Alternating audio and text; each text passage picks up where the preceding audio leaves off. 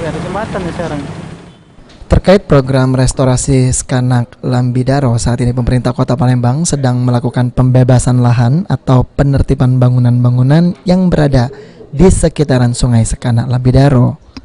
Hal tersebut diungkapkan Kepala Dinas Pekerjaan Umum Perumahan Rakyat PUPR Kota Palembang ketika ditemui di sela kegiatannya.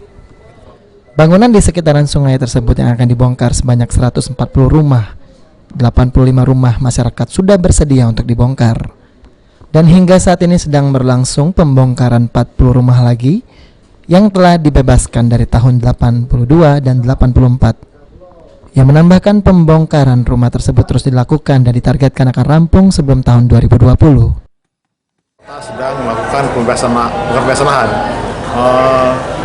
menertibkan bangunan yang sudah di bantaran Sungai Skanak, ada sekitar 140 rumah dan 85 rumah masyarakat dengan bersedia untuk minta dibongkar karena mereka sadar itu adalah tanah pemerintah, dan sampai saat ini juga sedang berlangsung pembongkaran 40 lagi.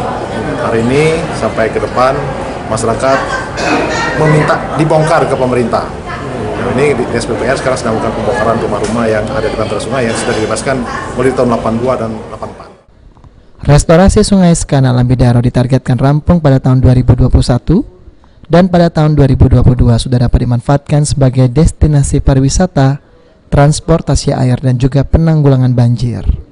Heru Wayudi, PAL TV.